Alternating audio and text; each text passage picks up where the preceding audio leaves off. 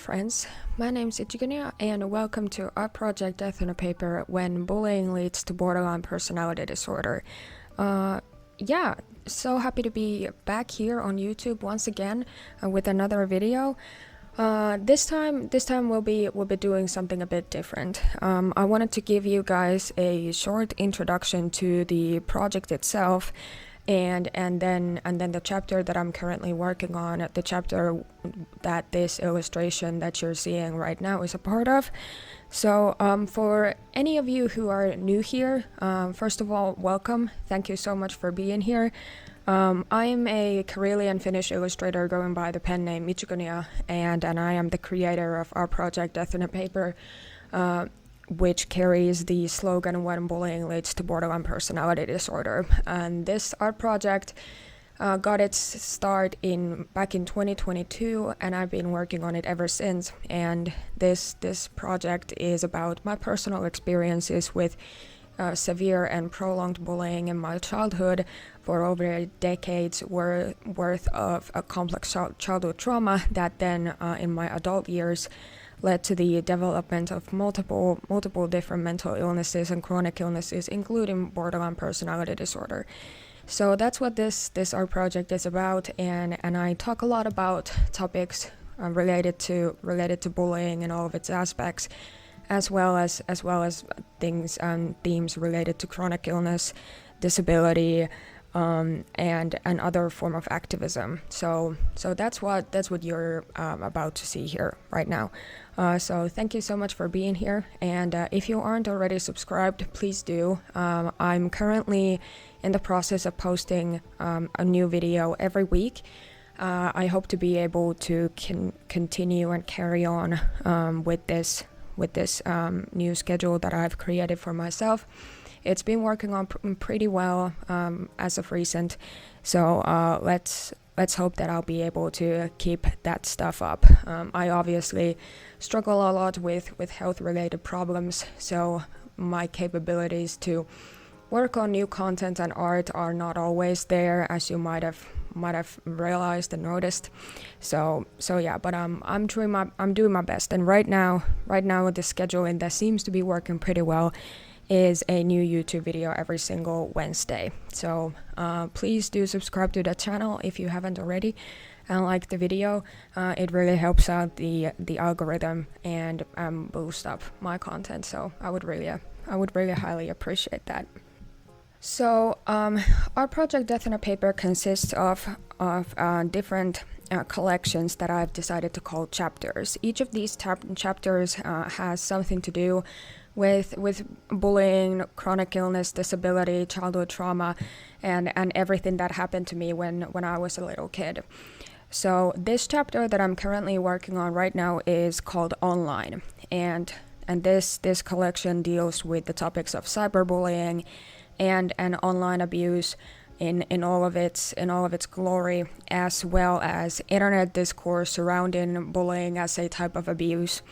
So that's what this collection is about, and this illustration is a part of that same thematic. So this piece that I'm working on right here is actually a redraw of one of my earliest pieces that I ever made for Death on a Paper back in 2022, if I'm not completely mistaken. It's a very old piece.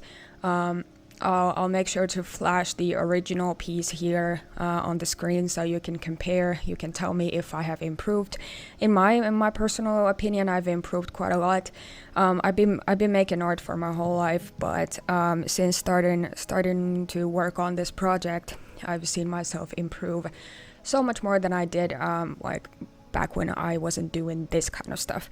So yeah, this illustration is a redraw of that very, very old illustration because I wanted to give it like a new life, but the topic is still the same. And this illustration is about the sort of messaging that you can see on the phone that's like displayed on the floor at the bottom of the page. The text on the phone reads, "I don't feel any emotions about it." And this is a comment that I received in my very early on days when working on Death on a Paper. from someone on the internet. I don't know them personally, but this was their argument as to why they think that online abuse, cyberbullying, whatever you want to call that, is not as serious of a type of abuse, and why they don't really care about it. They were very, very adamant about their right to do whatever the fuck they want online, and then when I tried to argue with them that that their actions have consequences to the victim, and that they could be going through something very, very difficult in their personal life, and this would only make it so much worse for them, and this is the comment that person made in regards to my arguments, that they don't feel any emotions about it, that they don't care, that they don't care about the fact that their actions and words have consequences in the private lives of their victims, that it's just completely irrelevant to them. So I want to talk about that kind of stuff here, with this illustration, with this speed paint. Those are the topics that we will be discussing in today's video. But first, I wanted to give you guys like some type of a rundown as to on all of the materials that I use, as I usually do. So I got a new package of the Ecoline skin tone brush pen markers very recently. It was last week, and they were malfunctioning. They were not doing their fucking job when I was working on this piece, and it was incredibly frustrating. And that's why you can see me using like tissues and all of other like different types of scrap paper just to like make them work somehow.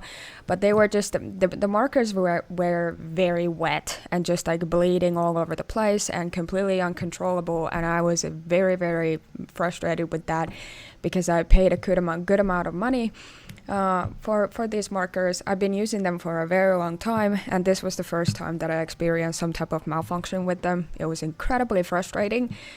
So yeah, that's what's happening with this piece. Sorry about that. It was so fucking frustrating to work with. So in addition to the Ecoline brush pen markers, watercolor based markers as they are, I also used a bit of the Ohuhu Nahuku acrylic markers that I've really been enjoying working with, and then I used my my Sakura Micron fine liners and the Sakura white gel pens that I used for highlights and stuff like that. So I think that's about it. Those were the materials that I used for this illustration. But yeah, let's jump into today's topic to talk about what we actually came here to talk about. So there are multiple topics, multiple things that we could talk about when it comes to online abuse or cyberbullying, and how we talk about that topic online. But for today's video, I decided to focus more on the problem of dismissing victims' feelings and safety, and denying the impact that cyberbullying and online abuse has on its victims, and then also like shifting the responsibility and the blame onto the victims, and like sort of washing your hands clean enough of the blood of like your wrongdoings. Because that's mainly what this illustration is about, that complete and utter dismissal of the victim's feelings and safety and well-being, and also the argument of like that online abuse, cyberbullying, is just something that we have to sort of expect when we are like using the internet. This is an argument that is very, very problematic in a lot of ways, and I will be talking about it more in like upcoming videos, as well as on the blog articles and on Instagram when I'm working on this chapter, because it's something that has been like said to me all across the years that I've had the pleasure of experiencing some type of online abuse, and it's just something that we need to get rid of. So So that's what I want to discuss with you on this video. The biggest problem with cyberbullying and with the way that we feel about it is that people still feel like there's this genuine disconnect between what happens on the internet and what happens in real life. And this is an argument that was extremely popular back in the 2000s and 2010s, especially like when I was a kid and when I started using the internet. Like we had this way of referring to our online lives like as completely separate things, like a separate like subsection of our lives compared to what was happening in real life. Like the acronym IRL was extremely common back then, and we talked about our online presence and online lives as a completely different entity compared to our experiences IRL, so in real life.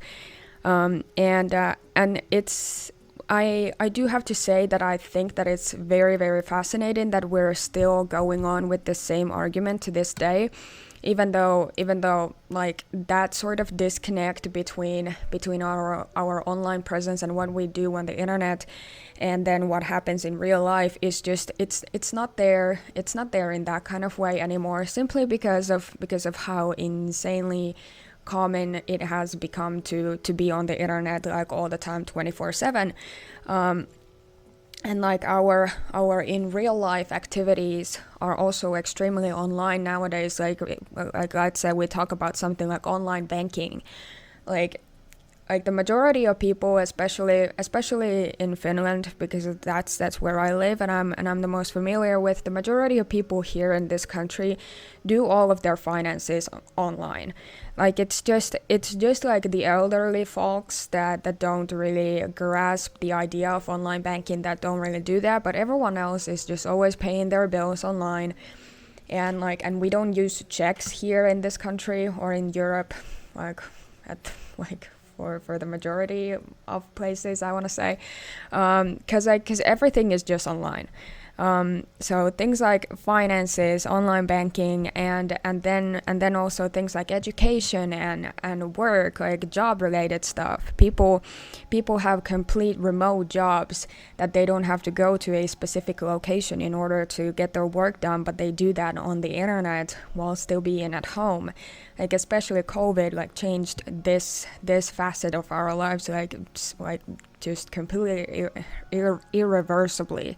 So the idea that these two facets of our lives, on like what we do on the internet and then what happens in real life, are completely separate, that's an argument that just doesn't hold any water anymore. It hasn't really hold any water like ever, but especially nowadays.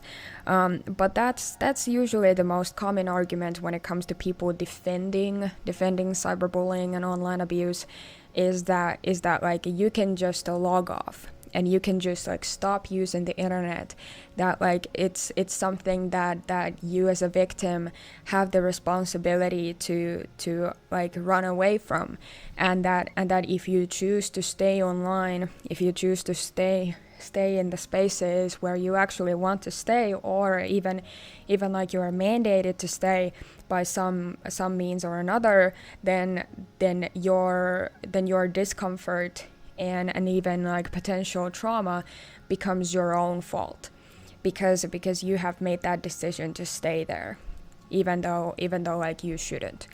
And that's one of the biggest problems that I have with this discourse, because it's just not fair.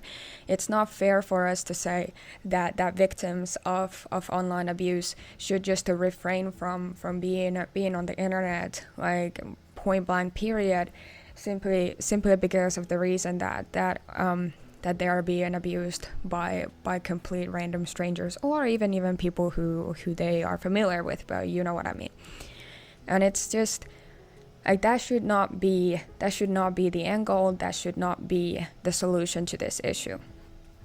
And this disconnect like becomes an even bigger of an issue when we go to the extreme ends of it, where we have people saying that, like, where we have people denying the impact of their actions entirely, that the people who are being abusive online, they completely deny the fact that their actions and their words have real life consequences, because they just lack that connection between like what happens on the internet and how that eventually bleeds into real life.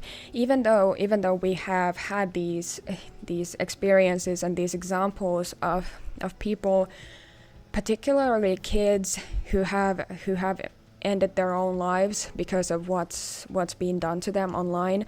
The most like infamous case of this is obviously Amanda Todd from 2012. Like she was a victim of severe and prolonged online abuse that eventually led to her ending her own life, because she just couldn't deal with it anymore, and it had real life consequences to her, even before she did what she did. Victims like Amanda Todd get into issues with their schools, with their parents, with their families. Like for her, it was a lot of, for Amanda Todd, it was a lot of extortion. It was a lot of like blackmail and shit like that. Like her, like she was 15 at the time. Like her underage, like nude images were being like leaked all over the internet, and she got into huge trouble with her school for that. Even though like it was not her decision, like she was being extorted and blackmailed to do that. So that's just like one example of how this kind of shit affects victims. And when we lack that connection there, when we have that severe disconnect between like what happens on the internet and what happens in real life, that's when you get cases like this. And it's just so incredibly frustrating to me, because like over the years, like as long as I've been making content and art about bullying like this, like I see those same arguments like time and time again in my comment sections, and it's just like we really didn't learn anything from Amanda Todd and from all of the other victims like her. And it's just like I don't understand that. I don't understand that level of thinking, but that's how the cookie crumbles apparently.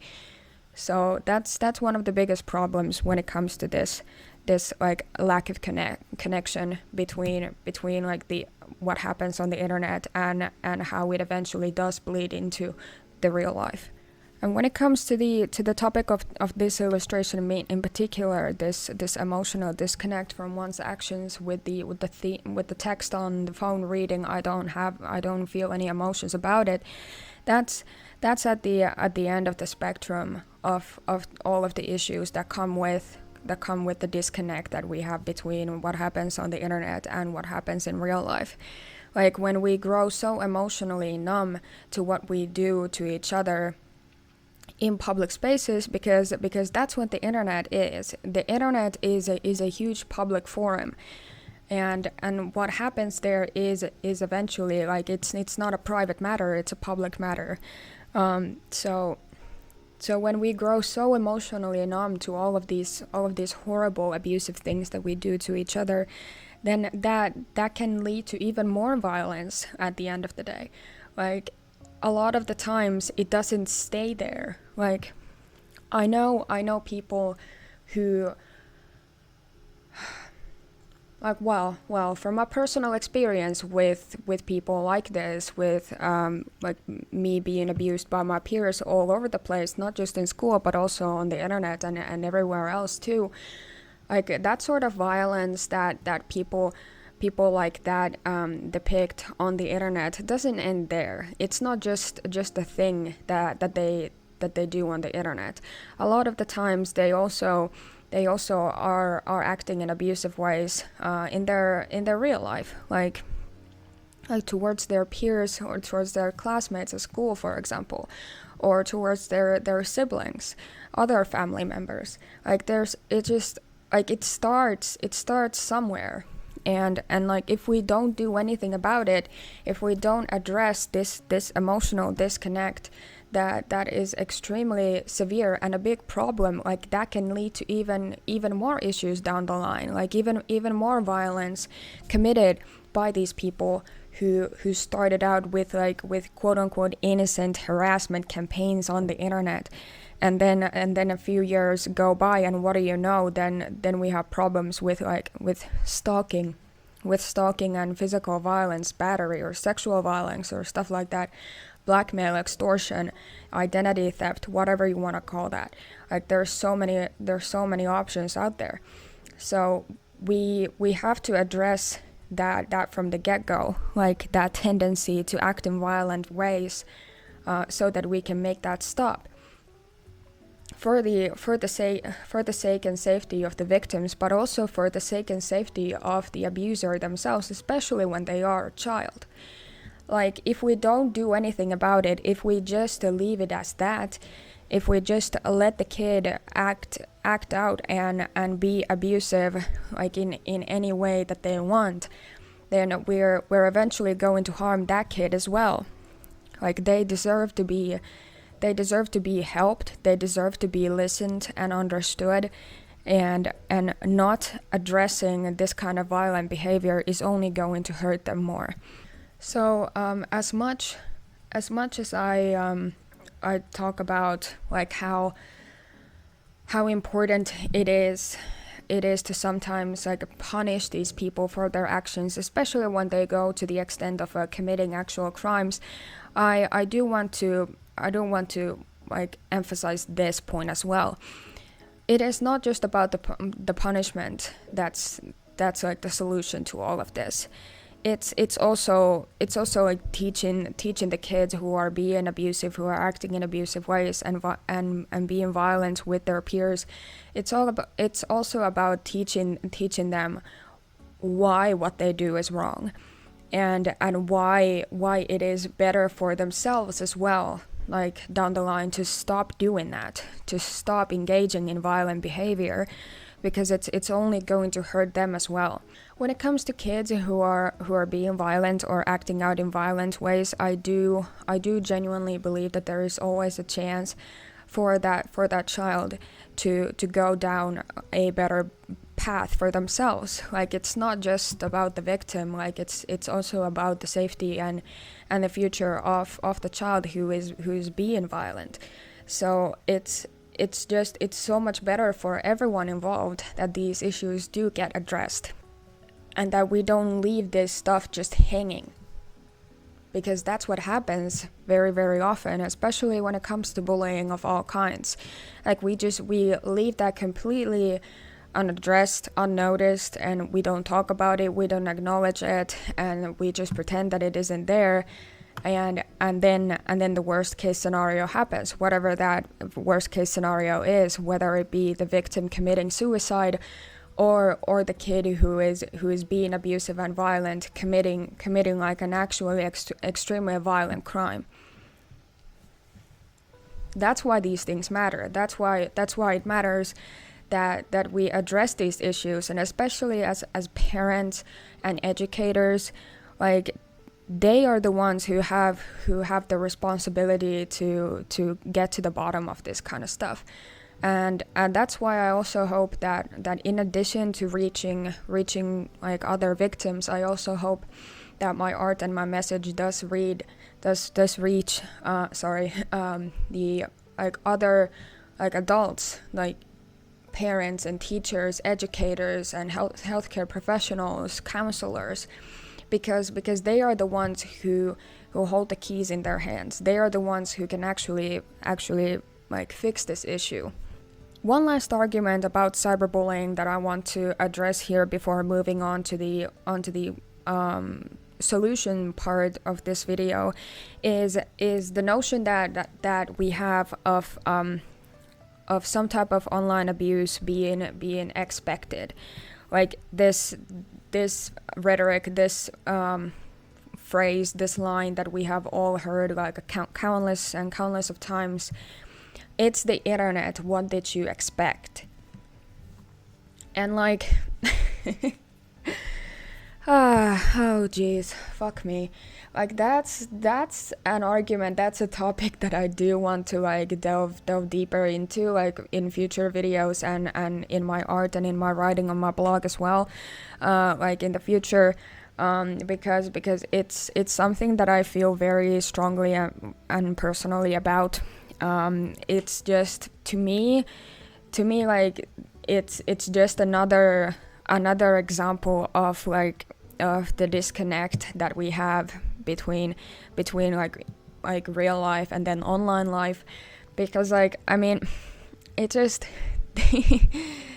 like this argument could be transferred to any other form of abuse and then we would instantly call it out. like just like here's like maybe like one of the most more like grotesque examples of this argument, but I do want to bring it up because it wasn't that long ago when we were still talking about this issue in this exact same manner as we talk about online abuse and cyberbullying. It's like when we say to women who have been victims of sexual violence of some kind that they should really think about the way that they dress, because, well, you dressed in a short skirt and in high heels, what did you expect? Like, it wasn't that long ago when we were still using the same argument and the same rhetoric when it comes to sexual abuse. Like it was a bit more than 10 years ago, because the Me Too campaign started in 2017, if I'm not completely mistaken, and that's sort of what changed the way that we perceive. I just think that it's incredibly interesting how we still sort of have this same mentality towards abuse that happens on the internet that we did for like sexual violence of any kind, and now we are sort of able to understand that yeah, that was sort of extremely fucked up. Like why did we say that? Why did we think that it was okay to say to women who have been victimized by sexual violence that like what they were wearing was like the reason why they got assaulted, and that it's their fault? Because what did they expect? They shouldn't have been there in the first place. That's one point. A, they shouldn't have been there in the first place, and B, they shouldn't have been there wearing what they were wearing. And that's just like, it's the same fucking argument, but just in a different context. Because like that's what I've seen, so fucking much. Like over the years that I've been working on Death on a Paper in particular, it's just become extremely apparent to me that this is the way that we perceive these issues. That instead of making the social media platforms safer, users are just expected to deal with the abuse because, and I quote, "There's nothing we can do," and it's just like, why do we think that this is okay? Because it's shifting the responsibility and the blame of the abuse onto the victims, because they were there, and like if they didn't want to be victimized, maybe they shouldn't have been there. This is exactly what women who have been victimized by sexual abuse have been told like for decades. It's just like why are we shifting the blame onto the victims because they were literally just minding their own fucking business and then somebody decided to abuse them for it? It's just like why do we think that this is okay in regards to online abuse? Why do we think that this is something that shouldn't be called out for? Because like every time that I've brought this stuff up, I've always been met up with the response of you can't change the internet by yourself on this matter. And I'm like, well, if that's your attitude towards the issue, then of course I'm not going to be able to change anything, because it's true, I can't do this by myself. I can't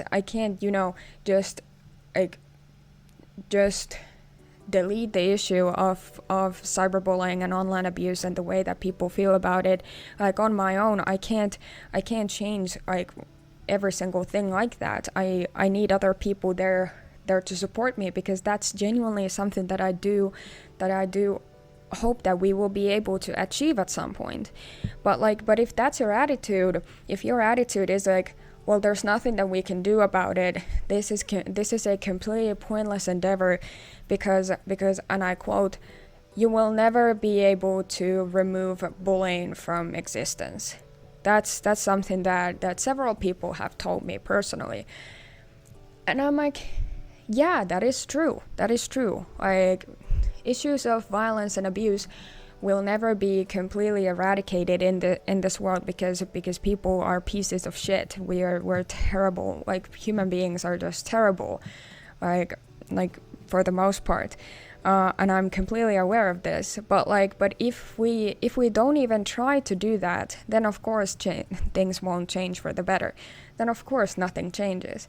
If that's our attitude, then like, yeah, we're fucked. And it's just like, I don't know.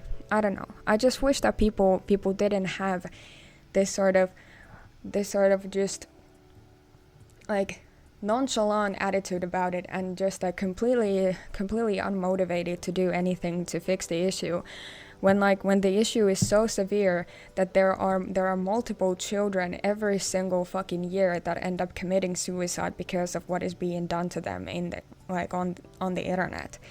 And it's like, why do we not care about this stuff? We should, and I do, and I hope that at least some of you do too. I do want to go over a few solutions that I have in mind for this, but because I don't have a lot of time left anymore, I will be making like videos in the future about these solutions to online abuse and cyberbullying more, because they do deserve to be like addressed and acknowledged on their own. But I did still want to include some of them here at the end of this video. So in my personal opinion, based on all of the knowledge that I have about bullying as a form of abuse, like both like from a personal experience and then the academic reading that I've done on the matter, my suggested solutions to these issues would be that we should be reinforcing matters of law more, because things like hate speech, death threats, identity theft, etc., these are crimes. Like, these are actual crimes, and they obviously, like, the severity of these crimes, like they like vary between countries. Like, I don't know how these things are addressed in the law for other countries, but I do know that in Finland and in a lot of states of the United States, these things are considered crimes, and they do hold the power of like criminal punishment. So that's something that I think that we should be doing more. Another solution is that we need to make the consequences of this kind of abuse more widely known. That we need to talk about things with their own real terms. That we really shouldn't be sugarcoating this stuff anymore. That we need to address online abuse and cyberbullying as what it is, and what it can do to the victims. That's why I make the kind of art that I do, because I genuinely do believe that if we let the general public know like what kind of extent this kind of stuff goes, and like what kind of abuse we're actually talking about, that we're not just talking about like random comments that call you ugly once or twice, that we are talking about actual hate crimes and like things like identity theft and stalking, then maybe these things would be taken seriously. And when we talk about victims like choosing to end their own lives because dealing with the abuse was just too difficult for them, we also need to talk about that with the right terms. Because as sad as it is, we have to keep reminding ourselves that is a possibility of every single kid who is ever being abused by their peers. Like, that is something that they might end up doing, and we don't want that. We don't want kids to be fucking committing suicides, okay?